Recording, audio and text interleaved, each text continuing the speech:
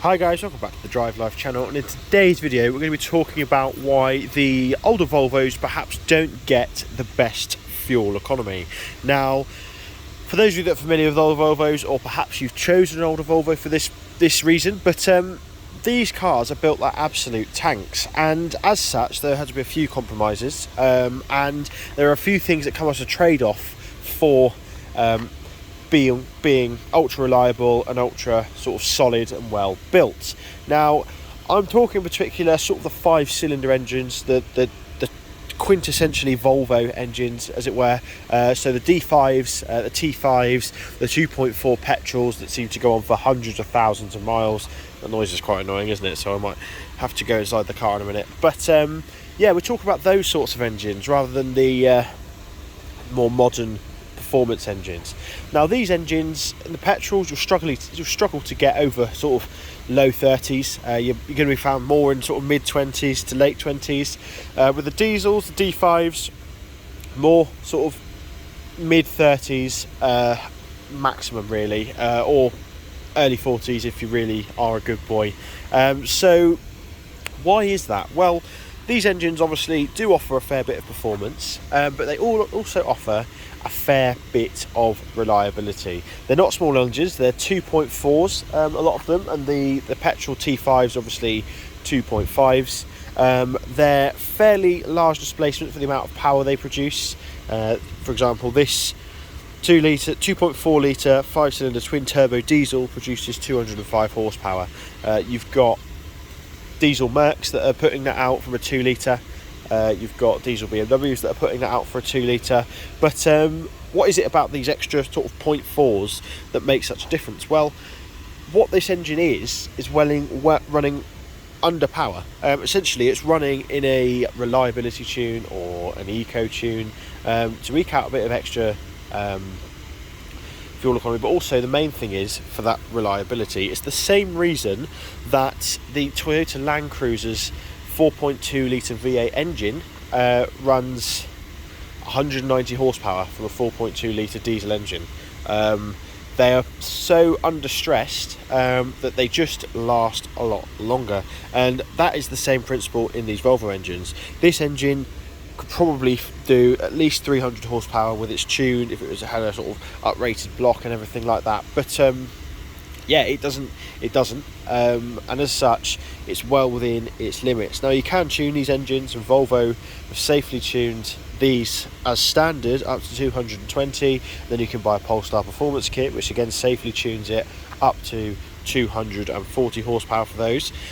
So we all know this engine is very, very capable. This is the D5, by the way, just in case you didn't know. But the T5s, again, can be tuned from around 250 horsepower to nearly 400 with fairly little effort. So it's just an interesting thing, isn't it, to think, why would Volvo underpower their cars? Well, that's why. It's to get the maximum performance. Why would they reduce the fuel economy? Well, again, to get the maximum performance.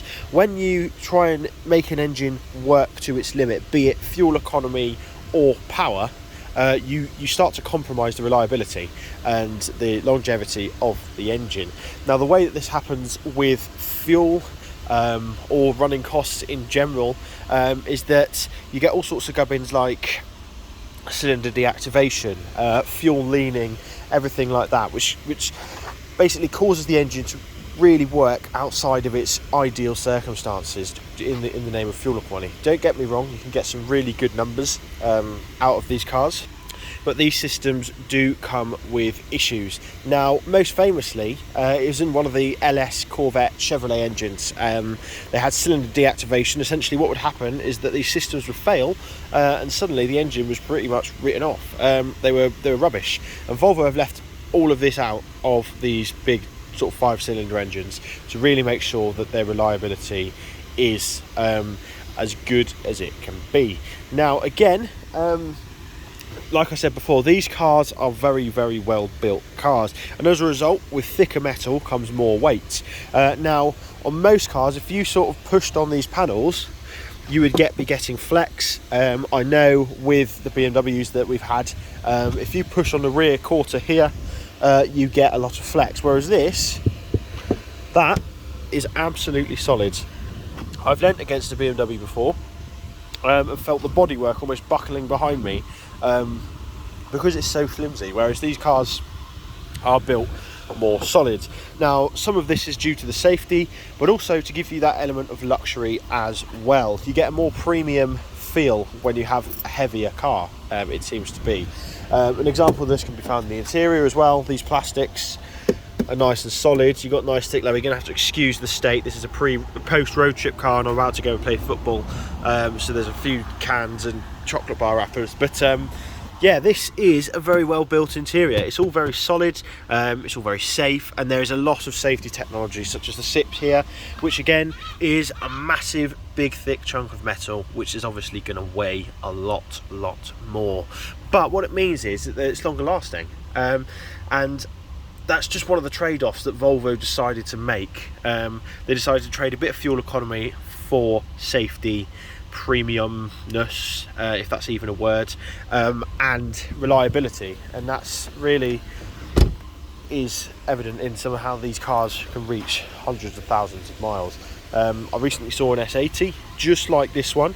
It was a 2007 and it was on 391,000 miles. It's for sale and they still wanted £3,000 for it. Now, I wouldn't have paid £3,000, but it just shows what these cars can do on an original transmission, auto transmission as well, so the ASIN TF80SC, and yeah, just a really good example of how these cars can really shine, and how, despite not being the most economical, if you compared this to 520d BMW of the same era, I think you'll struggle to find any that have gone over 300,000 miles. So that just shows how these compromises they made on fuel economy and performance really do pay off in terms of reliability. So yeah, thanks for watching. Don't forget to like, comment, subscribe. Let me know your thoughts on these cars. Let me know if you think the trade-off on fuel economy is worth it. I personally don't think that the fuel economy is that big of an issue. They're fairly good, in my opinion. Now, when I had my BMW 120D before, I was averaging 45 mpg, driving like an absolute lunatic. In this, I averaged 42, driving like a saint. So it kind of swings and roundabouts, but yeah, let me know your thoughts. Thanks for watching, and I'll see you in the next video. Cheers.